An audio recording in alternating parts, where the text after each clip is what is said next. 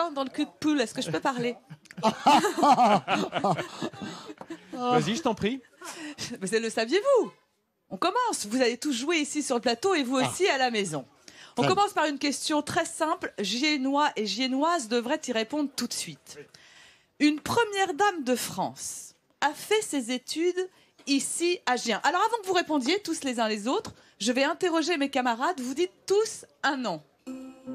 Quelle première dame de France a fait ses études ici? Il ne sait pas. Un nom, au hasard. Madame de Gaulle. Madame de Gaulle. Madame Pompidou. Madame Pompidou. Madame Chirac. Madame Chirac. Moi, je dirais Madame Chirac. Madame Chirac. Et là-bas, vous saviez, effectivement, ils ont donné la bonne réponse. Oui, mais c'est normal que ce soit Denis Ganet qui est le journaliste local de France 3. Bernadette, que l'on Bernadette, admire bien ici, sûr. Chaudron de Courcelles, de son nom de jeune fille, Oui. donc devenue Madame Chirac. En fait, son papa, il a hérité de la faïencerie de Gien et des émaux de Briard.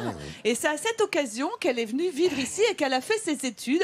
À l'époque, c'était au lycée, alors écoutez bien le nom du lycée, le lycée catholique pour filles, qui s'appelle Sainte-Marie des Fleurs et des Fruits. Oh, c'est charmant. J'adore. Qui a aujourd'hui fusionné avec un autre lycée pour garçons qui s'appelait Saint-Joseph et qui est devenu ce qu'on voit ici, le lycée Saint-François de Sales. Oh, c'est très bien, sympa. Tout ça est extrêmement correct. Alors, je vous l'ai promis tout à l'heure. Maintenant, je vous emmène, regardez, dans un paisible petit village qui se trouve à une douzaine de kilomètres d'ici. Ah, c'est mignon. Les Choux. Regardez. C'est là où naissent les Comment enfants. s'appellent les habitants des 510 Choux? les Chouesiens. 510 Chouesiens, dont maman et Pig. Maman. C'est la maman d'Elena qui est là, c'est Françoise. Bonjour Françoise. Ma question, maman, tu te tais parce que là, t'as pas le droit de répondre. On va voir si. Elle connaît la réponse. Voilà, bien sûr qu'elle connaît la réponse. C'est à maman que j'ai demandé. Le village s'appelle Les Choux. La question est la suivante. Comment, pourquoi peut-on ainsi baptiser un village Les Choux? À votre avis, pourquoi on a baptisé ce village Parce Les qu'il Choux? échoue ce village. Parce qu'il échoue. En région du maraîchage. Ça n'est pas du tout à cause du chou qu'on le mange. Je sais pas. On y plantait les premiers choux, je sais pas. Est-ce que c'est un Bah, je village crois de qu'on- maraîchage? Juste par déduction, je crois qu'on a vu la réponse dans les images oui, toi, du tu as début avec vu. entre les choux et la chouette. Voilà, effectivement, on peut l'applaudir, maman. Est-ce qu'il a oui. raison, le petit bonhomme là-bas? Oui. Alors effectivement, je t'aime, maman. Arrête de moquer ta mère, Non, je Elena. m'en maman, j'adore. Un En petit peu fait, de tenue. tu as raison, Jean-Seb. C'est une erreur de retranscription. C'est un moine du Moyen-Âge. Au lieu de. Il n'était pas tout à fait concentré à son affaire comme moi quand je suis perturbée avec maman.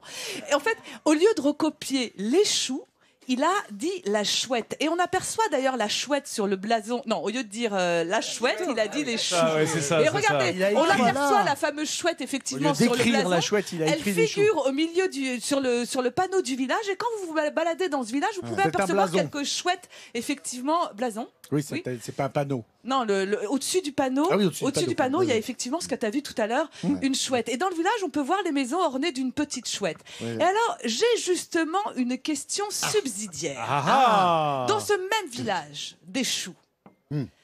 un homme de télévision y a acheté ce château que vous allez voir.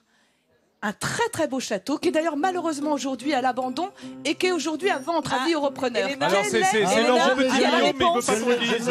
Il y a la réponse. Ils ont Ah, soufflé il y a la grave. réponse de ce côté. Ouais, Alors, ils ont monsieur. soufflé grave. Ouais, ils ont Guy soufflé Lux. grave. Bravo, Ouais. Ah, on bravo, peut monsieur. applaudir. Effectivement, Guy Lux qui adorait ce petit village. Bravo, Faut dire Daniel. qu'il est bordé par la forêt, c'est très agréable de s'y Ah oui. promener. Et ce château, il est aujourd'hui en vente, c'est très dommage. On pourrait en faire un très beau centre culturel pour tous les habitants des Choux, dont maman. Et, Au hasard. et voilà.